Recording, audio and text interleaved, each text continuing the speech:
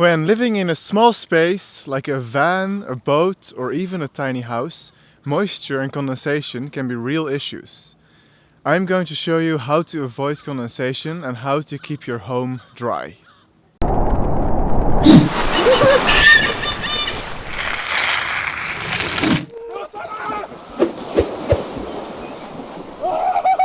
Last winter I lived in a small sailboat, and the year before that I lived the whole winter in a small cabin without any heating.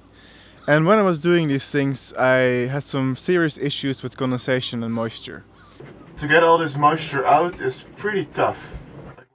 So I would wake up in the morning with lots of drops on the ceiling dripping down on my bed and with the blankets completely soaked from condensation. So in the beginning I wasn't sure how to deal with this, and I started experimenting with keeping the moisture out. So in this video I'm going to share with you my solutions, and I think I finally figured out how condensation works and how to keep it away from a small living space. Warm air can hold more moisture than cold air, and if warm air with moisture in it meets a colder area or a cold surface, the water in the air will condensate and turn into drops. In a small living space, the air contains a relatively large amount of moisture, and this is coming both from your body, from cooking, and from other sources. And if the space is badly insulated, or if it's not ventilated well, then the moisture can start to condensate and cause issues like rust and mold. The best way to avoid condensation is by letting the warm, moist air cool down outside of the living space. So this means there should be no cold surfaces inside, and the warm air should be ventilated out so it can cool down outside.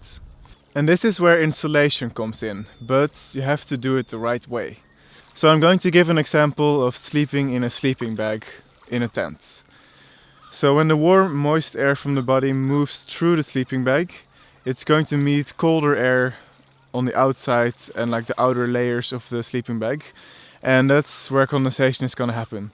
So in the morning, if you go camping in the winter or in the late fall, you can notice your sleeping bag getting wet on the outside from condensation.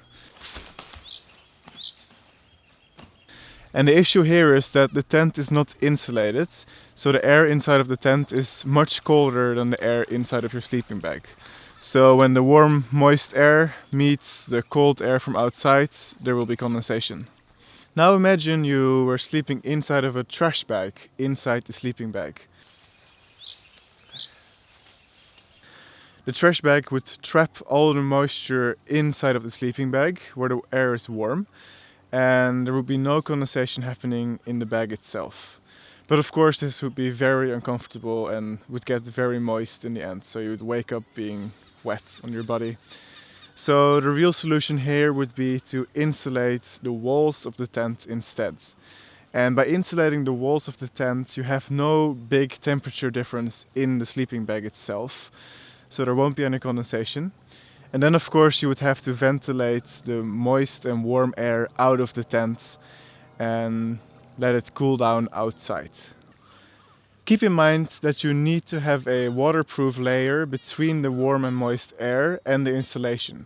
Otherwise the moisture is going to condensate inside of the insulation, and you definitely don't want that to happen. One thing I should mention is that if you don't have good insulation or don't have insulation at all, you can still avoid condensation.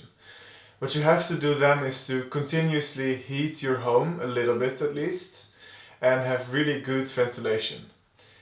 This is what I did when I lived on a boat, and it worked pretty well.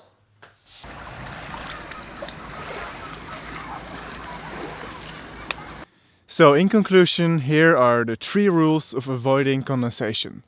Number 1. The warm and moist air must be ventilated out and cool down outside of the living space. Number 2. There must be no cold bridges or cold surfaces inside where there's a big difference in temperature. And number 3, there must be a waterproof layer between the warm and moist air and the condensation. If you have any tips or experiences with condensation, please share with us down in the comments. I hope you learned something. Thanks for watching, and if you like this kind of stuff, subscribe for more!